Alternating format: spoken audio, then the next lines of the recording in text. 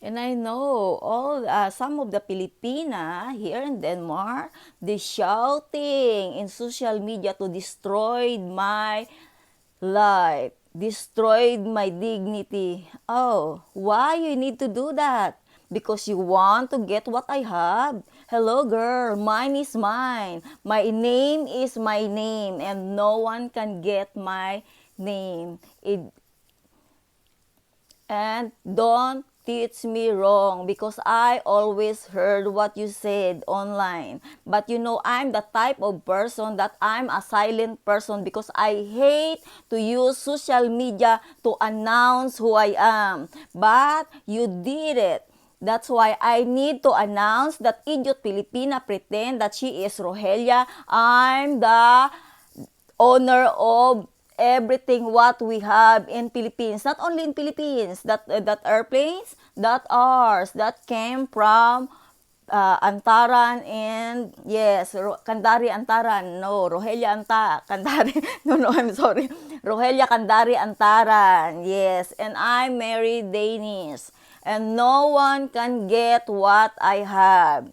That's why announcement, if you pretend that you're using my name, hoy, idiot Filipina, don't use my name to make a criminal in Denmark because I moved in Denmark without criminal record and no one can destroy my dignity using social media and teach me wrong. And how you can come in Denmark? Don't use my name. You know what I heard? I heard that I discovered lately that why they closed my account because they use my CPR number in Denmark. Wow. My name is my name. My CPR number is my CPR number. And I live in Denmark many years. I came here because I want to visit Denmark again. After how many years that my parents move away here because they make a lot of trouble in our life. This time,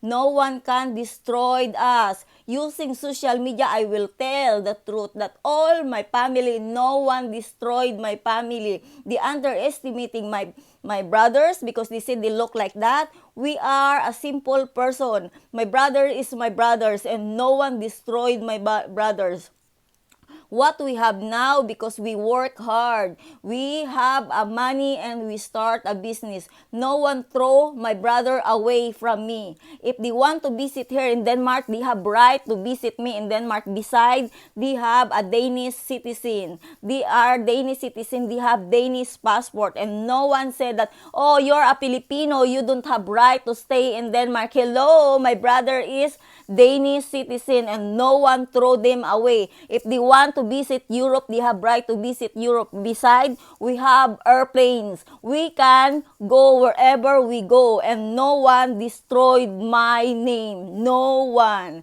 And they said that I'm a YouTuber and I'm not using myself to clean up. Why? Because I'm boozy. Start making my own business when I was a kid. Yes, I'll never shy to tell everyone that my parents, they are really good to train us to start a business, to have our own. And now they make a more embarrassing and tell about my story in life. My story in life, I came from a simple family, but we have a lot of business. We have a lot of secret to have a business because I'm the type of person that I don't need to announce what I have. But this time, I will tell the truth. No one destroyed and get what we have because all what I have is for my kids and family. Nasasanay kayo mga Pilipinas, sinisira nyo kami ng sinisira mula sa lola-lolahan ko. Hoy, this time, no one can get what we have. At yung mga daldalerang kapitbahay dyan sa Pilipinas, sa Santa Cruz, hoy, manahimik ka. Kung wala kang mapala dahil sa ginagawa nyong paninira sa amin sa social media mula noon hanggang ngayon iba na. High-tech na ngayon, girl. Makakapagsabi na ako yung mga castle sa Pilipinas at dyan na ininvest ko at dito sa Denmark, dito. Amin yan. Amin. Kaya wag na wag mong ina-underestimate ang mga kuya ko dahil mukhang ganyan. Ganyan ang kuya ko dahil simple lang kami. Walang sinumang pwedeng mang-apak sa kapatid ko at sabihin na, hoy, mukha kang hampas lupa. Wala kang karapatan na magkaroon ng ganito. Abay, mula sa lola ko, mayaman ang lola ko. Nakita nyo ang Pilipinas? Lahat yan amin. Kaya wag na wag nyong sinisiraan sa social media ang mga kapatid ko at ina-underestimate ang kakayahan namin. Dahil kami nananahimik kami. Kayo mga Pilipina, lalong-lalo na sa kapitbahay ko, wala kayong ginawa kundi kumuda ng kumuda. Magdaldal sa social media, ipahiya kami. Ay, salamat. Salamat sa social media. Nalaman ng buong mundo kung ano kami. Sa totoo lang, mayroon naman talaga kami. Bata pa lang ako, mayroon na kami. Kaya ako nasanay ako na, ay kapag gusto ko matulog, matutulog ako. Kung gusto kong kumain at maglakad-lakad, maglalakad ako. But no one forced me to move away in Denmark because I born in Denmark and I want to stay in Denmark. I care about all people in Denmark. I'm not a selfish person, but no one destroyed my life using a social media or insulting me because they said that I'm stupid. I didn't know how to speak Danish. I didn't know how to speak English. Excuse me? Do you meet me in person? That you can destroy me in social media, insult me using a bam or what do you want to use to insult my dignity? Hello, girl. No one and no, I'll never allow you to insult me. If you have any problems because of more insecurity, don't destroy me in social media. At yung kuda na yan, ng mga Pilipina, hoy Mila, gusto mo ba isa-isahin ko yung mga pangalan nyo? Ikaw din, Herlin, yung asawa mo, pinagsisiksikan mo dito because of money.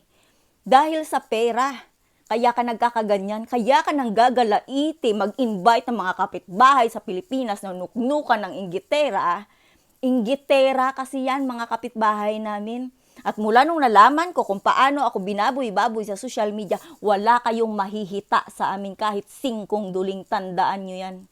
Tandaan nyo, yung na-build ko, yung na-build namin na mall sa Santa Cruz, kaya nyong i-build, ha? Wala, di ba? Wala kayong kakayahan. Wala kayong pera pang start ng business. Kaya wag ako ang sinisira mo sa social media. Kung wala kang magawa sa buhay mo, mag-isip ka kung paano ka gumawa ng bahay kubo mo nang hindi ako ang sinisira mo. Una, YouTuber ako, malaki ang perang kinikita ko. Nagets mo? O ngayon, hindi ko kailangan pagsigawan sana yan dahil kuda kayo ng kuda dyan, nasasabihin nyo ganito, ganyan ako, nananahimik ako. Nananahimik ako. Yes. Kasi ayaw kong i-announce sa iba. Ayaw kong malaman ng ibang tao na ganito ako. Mayroon akong ari-arian, mayroon kami. Pero dahil wala kayong ginawa kundi kumuda dyan at manira sa akin, manahimik ka.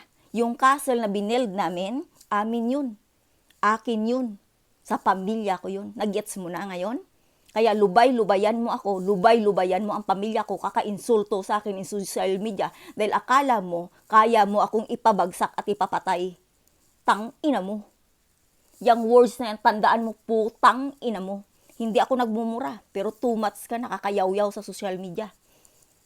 Tinanggap ko ng maraming taon kung paano mo apak-apakan ang pagkatao ko. Pero this time, no one can destroy my dignity. And I'll never allow you to do that again and again. Do you understand that words? If you cannot understand, use Google, bobo.